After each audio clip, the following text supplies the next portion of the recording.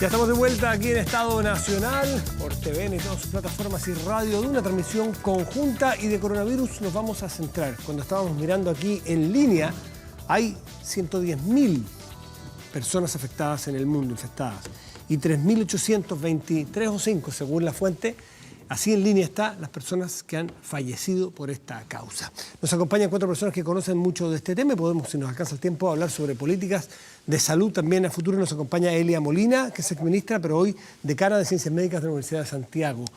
Muchas gracias por estar aquí, Elia. Gracias por la invitación. Juan Luis Castro es diputado del Partido Socialista y de la Comisión de Salud. Juan Luis, gracias por estar aquí. Muchas gracias. Muy buenas noches.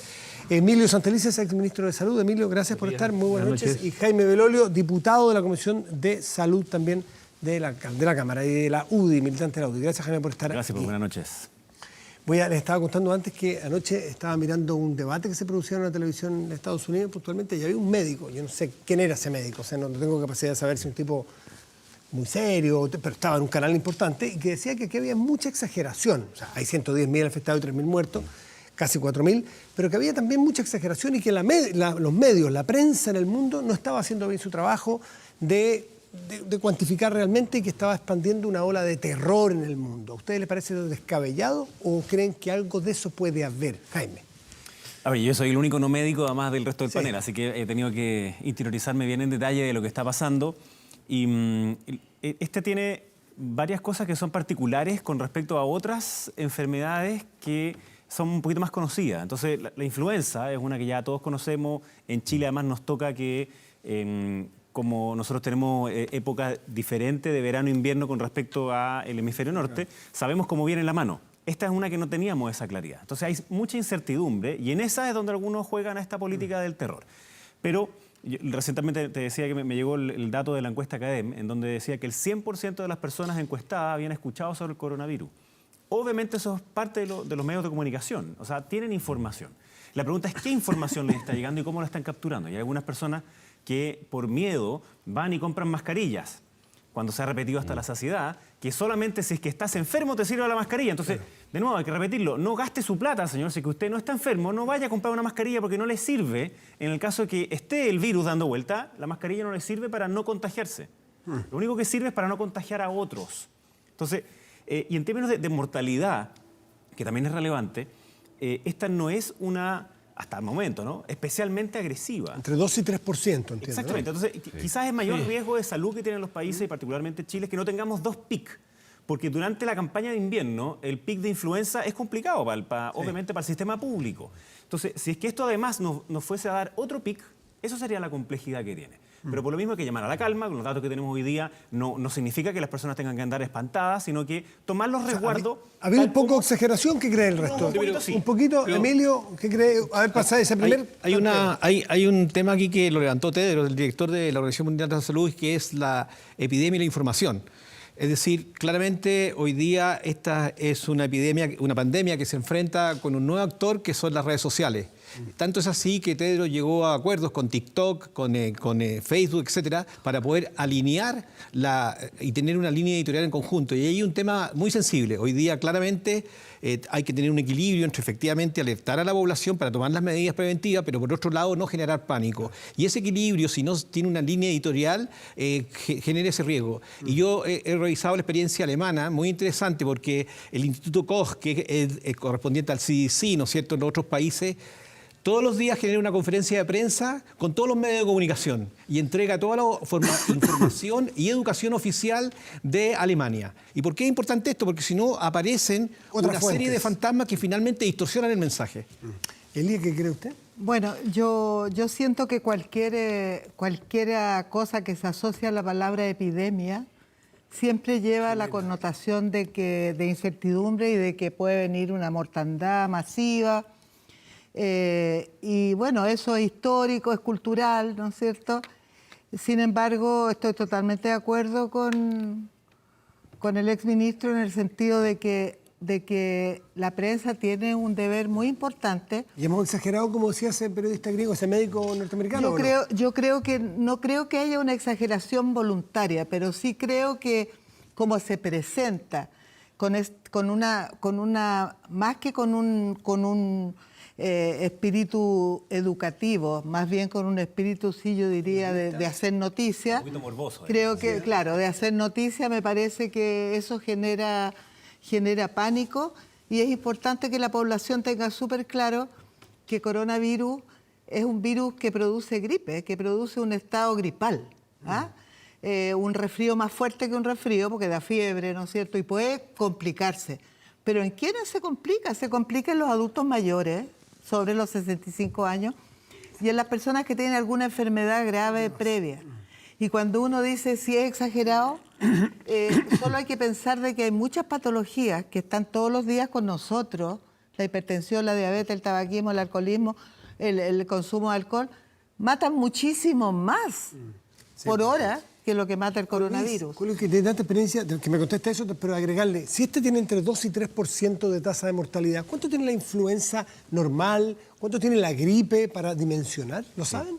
Sí, la gripe y la influenza normal está un poco más, incluso está casi cerca de 5%. Sí.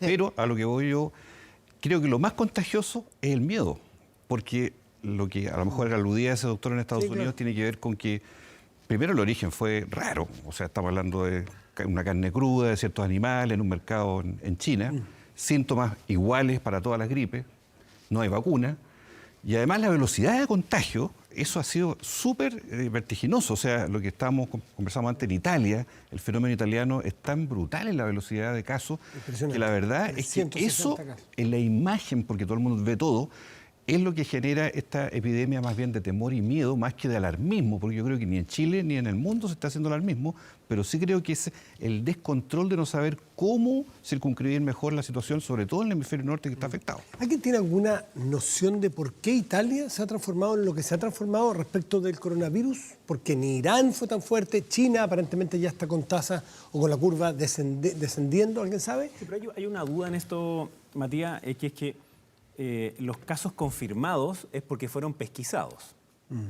Entonces también hay una probabilidad de que hayan otros casos que no han sido pesquisados, porque tal como dice Elia, esto para muchas personas, por de pronto los contagiados en Chile, son personas, curiosamente, muchos de ellos del área de la salud, que es porque quizás tienen más información y por tanto pueden percibir de mejor forma cuáles son los distintos síntomas, van entonces, se hacen la pesquisa y tienen, pero ninguno de ellos está grave, sino que más bien todos estaban súper bien. Y entonces hay una probabilidad alta, y yo entonces les comentaba antes de que entráramos acá, que hace 3 días atrás, en esta página web de la Johns Hopkins, India tenía solamente 5 contagiados.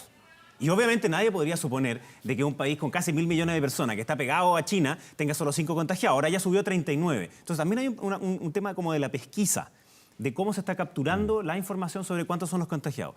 Y ahora, desconozco completamente cuál fue el primer caso en Italia que hizo que se propagara, pero acordémonos también de que hay ¿Podría ser que reaccionaron tarde? Entonces, a lo mejor un llamado de atención para los otros países que no estamos en ese nivel para que yo creo que nos adelantemos. Yo creo, fíjate que si uno mira lo que ha pasado en Chile, se ha hecho una vigilancia epidemiológica, que es la pesquisa que... ¿Lo ha hecho bien la autoridad chilena, el Yo creo que ministerio? sí. ¿Usted cree que sí? Sí, yo creo que sí. Sí.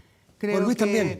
Creo que el ministerio fue anticipatorio en el sentido de empezar antes que tuviéramos el primer caso, ya habían información en las páginas web, habían mensajes permanentes, eso yo creo que... Y además, a mí no me parece que han exagerado tampoco, porque han sido claros en bajarle el perfil a la muerte, en quiénes son los que...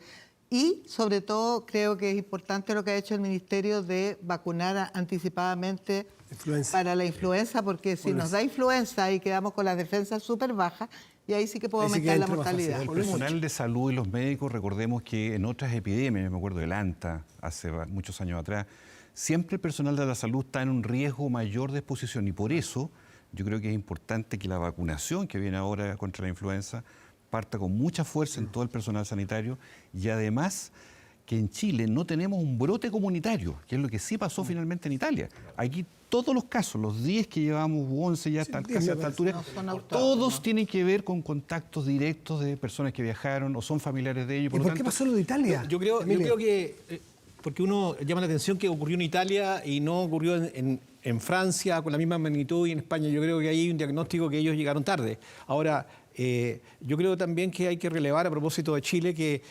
Nosotros, y eso hay que transmitirlo con nitidez para la población, en Chile tenemos una tradición sanitaria espectacular. La salud pública en Chile, todo lo que tiene que ver con las políticas de cuidado de la población, han sido escuela para el resto del mundo, incluso no solamente para Latinoamérica. Y aquí yo quiero relevar, en este caso en particular, el liderazgo y la tarea que ha asumido la subsecretaria, la doctora Paula Daza.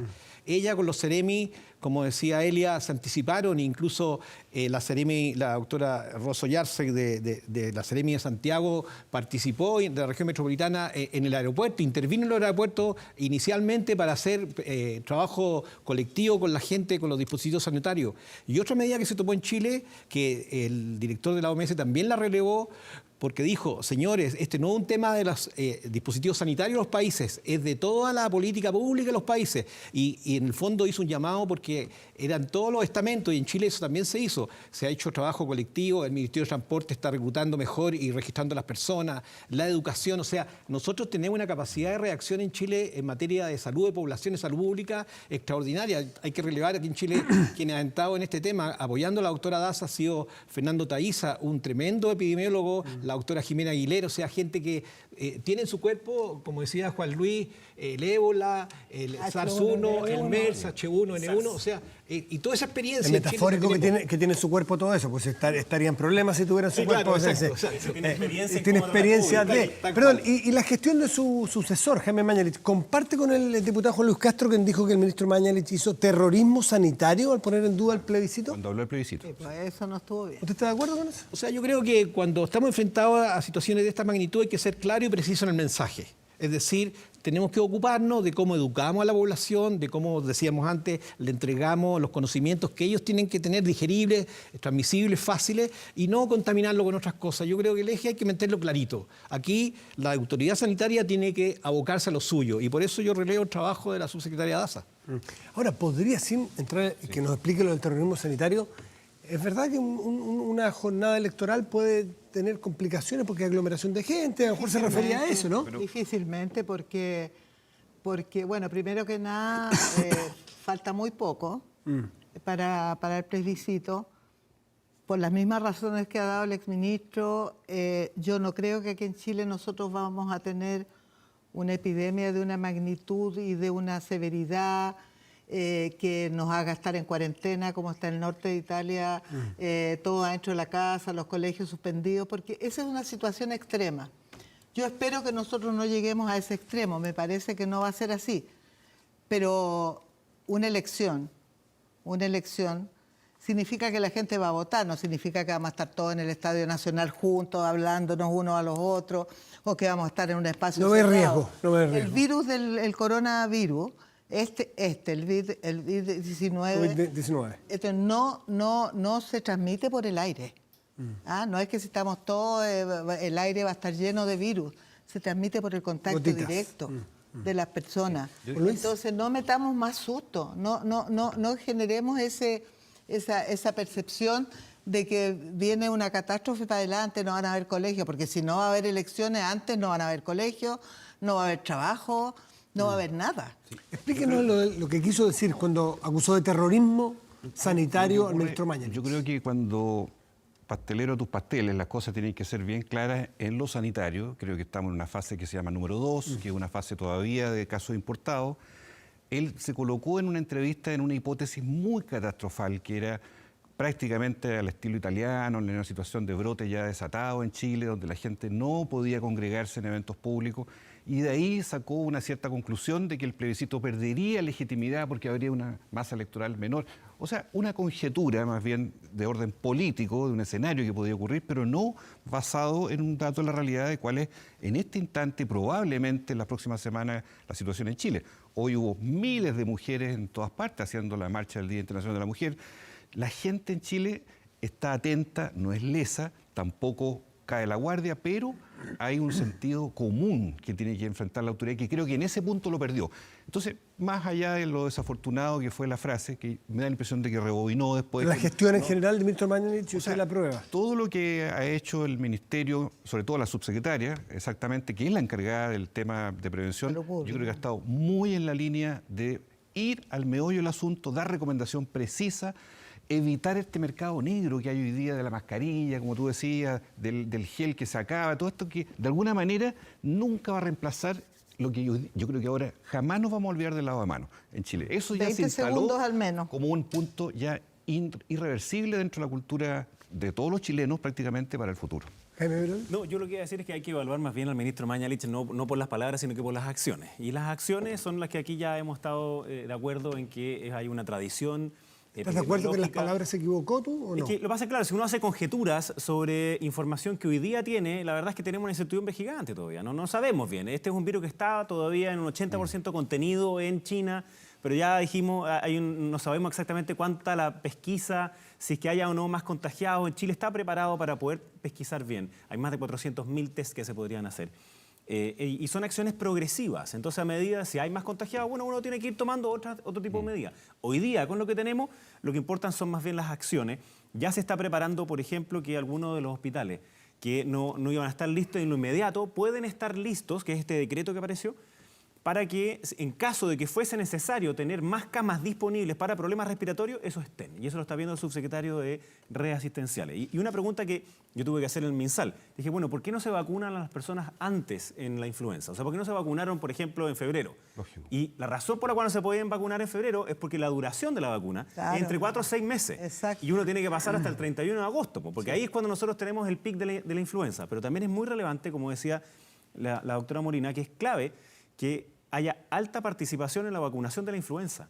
Porque, tal como dijo ella, si te da influenza y quedaste medio mal, y después además te da el otro, o al revés, te da primero este y después Ahí te da la grave. influenza, entonces si tenemos dos Una picos... coinfección, ¿no? Claro, Sí, la si tenemos coinfección esas dos igual. cosas juntas, entonces puede ser más problemático, especialmente para menores de edad y para adultos mayores o para personas que tengan el sistema inmunológico deprimido por alguna razón, por alguna enfermedad. Claro, de base. Exactamente. Entonces, tal como decíamos, no llamemos al miedo en ningún caso, pero sí, por supuesto, a estar alerta, a saber que si alguien está enfermo, que seguir- se a puede seguir quedar en la la- casa, lavarse bien las manos, Emilio. etcétera. Sí, ahora, yo creo que aquí hay otro punto que levantar y es que así como estamos con una problemática mundial del calentamiento global, también hoy día tenemos que empezar a acostumbrarnos a que con la globalización, con que una epidemia que se genera en algún lugar del mundo, que antes se demoraba meses porque se trasladaba la gente en barco, ahora se va a trasladar en día. Entonces, tenemos que ver cómo de esto sacamos muchas enseñanzas y ya están apareciendo muchas enseñanzas en esto. Por ejemplo,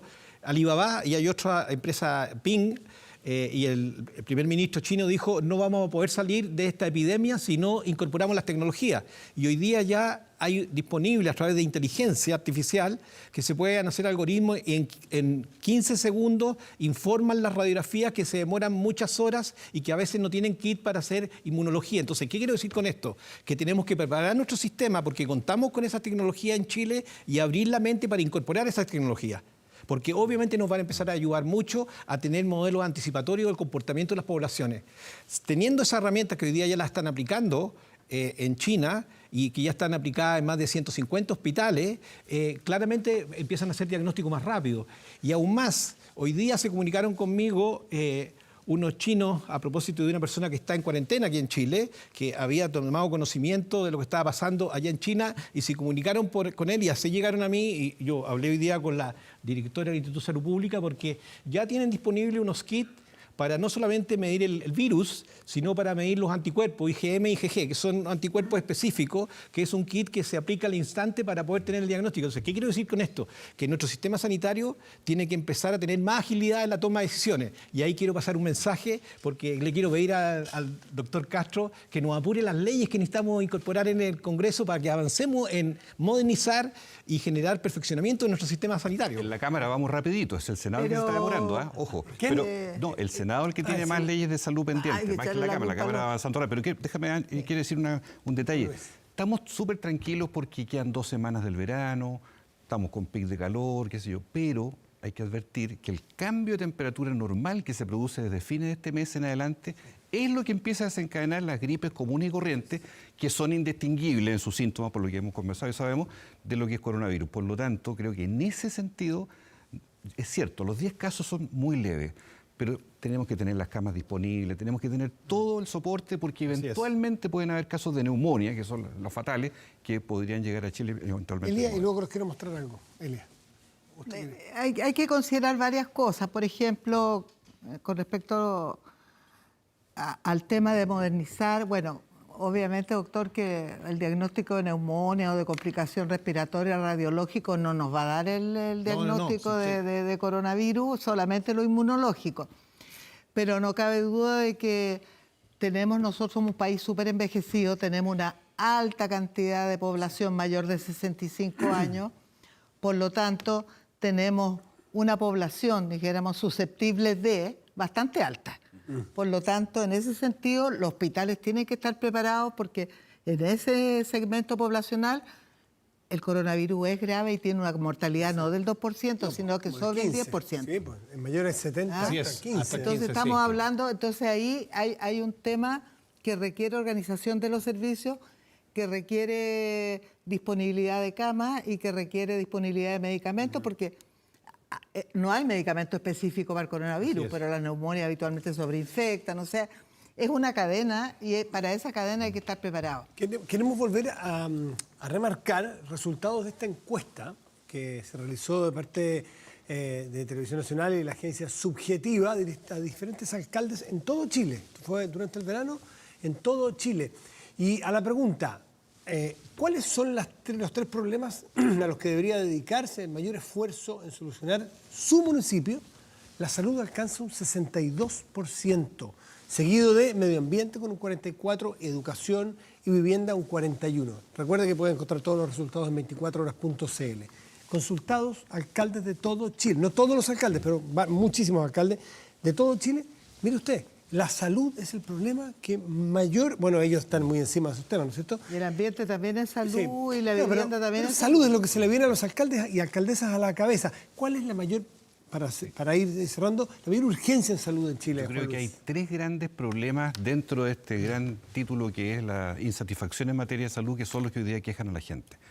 Los medicamentos, y el acceso a los medicamentos, para lo cual yo valoro enormemente que una ley que despachamos en enero, que entraba en vigencia en abril, se va a adelantar ahora, que es la ley Senabas, para lograr precisamente que una entidad del Estado facilite y provea también a las farmacias comerciales medicamentos de un stock de esenciales a un precio controlado que de verdad facilite el acceso.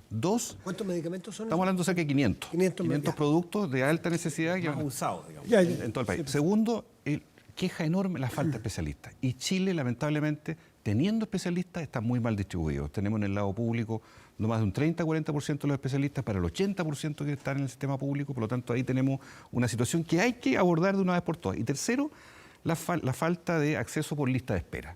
Yo creo que hay, en eso que tenemos un drama enorme, sobre todo lista de espera no auge, que es enorme hoy día en hernia, vesícula fuera de edad, varias, en fin, decenas de enfermedades que hoy día no están controladas. Yo creo que la gente respira por esta herida y por eso justamente los alcaldes lo colocan, lo relevan, porque desde el municipio se sienten impotentes de poder... A ellos los presionan con este tema más que con ninguno.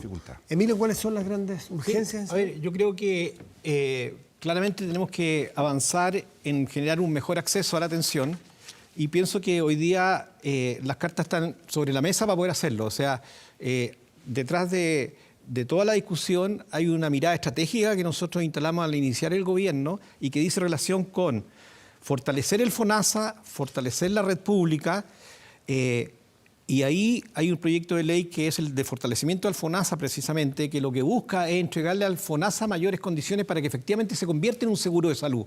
Porque hoy día los pacientes y los beneficiarios, los que somos beneficiarios de FONASA estamos en el peor de los mundos. Porque si ocurre que vamos a atendernos y no tenemos la cobertura, aun cuando a ese hospital se le hayan pasado los recursos, quedó en lista de espera, como dice el diputado Castro. En cambio, con esta ley lo que se busca es que efectivamente el FONASA actúe como un seguro que resguarde los intereses de las personas. Y es decir, si este hospital no lo hace, pues bien, va a ir a este otro hospital.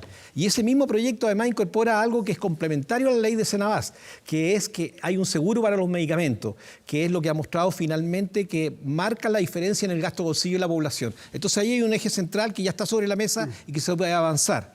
Nosotros, en un trabajo que hemos hecho, yo he estado trabajando y colaborando con el equipo que lidera Mario Desbordes en Renovación Nacional para poder levantar la agenda social en salud, hemos también instalado el tema de entrar en una discusión de la gobernanza del sistema en la red de atención en salud en nuestro país, porque, digámoslo claramente, hoy día el sistema, la red de atención está capturada y está capturada por los gremios.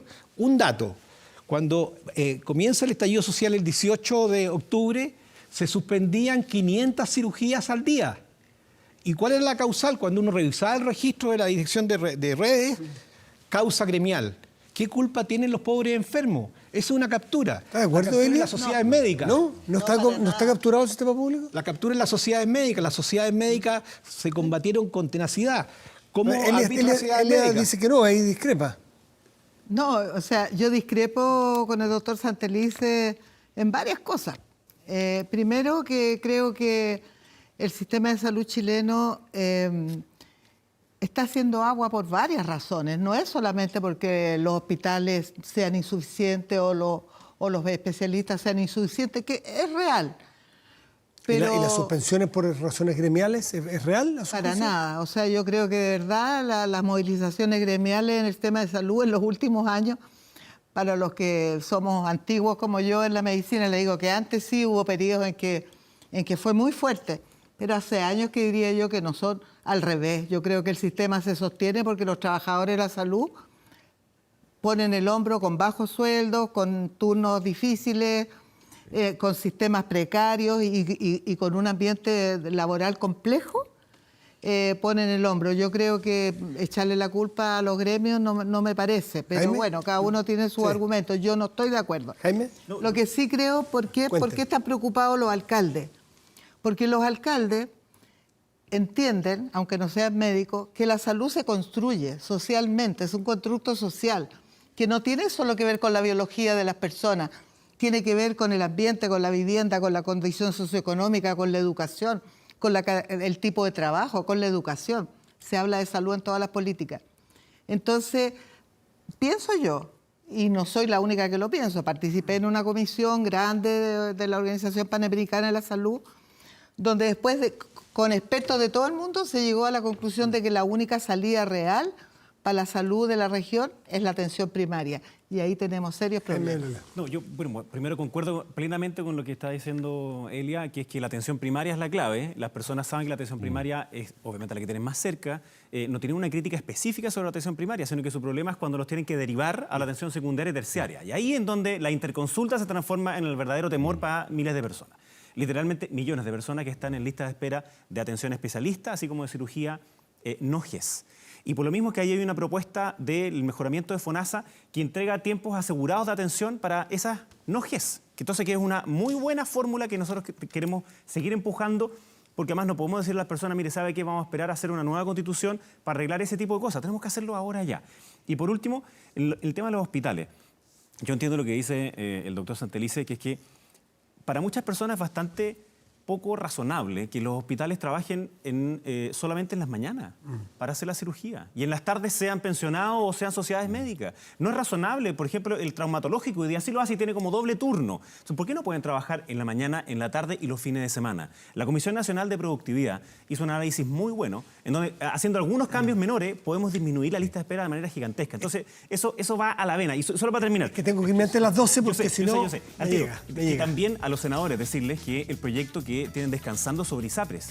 Las ISAPRES tal como está ya no aguantan más. Las vamos a volver a invitar, está Hay claro. que Está cambiarlo claro. para En vía terminar pública en la con ese semana. proyecto. Es que no puedo. Ya les explico por qué no puedo. Ya les explico por qué no puedo. Déjenme despedirla. Disculpe, la voy a volver a invitar. Estuvo una semana aquí. Elia, Juan Luis, Jaime, Emilio, muchas gracias. Y a ustedes por haber estado allí en el Estado Nacional. Hasta la próxima semana. Gracias. Chao.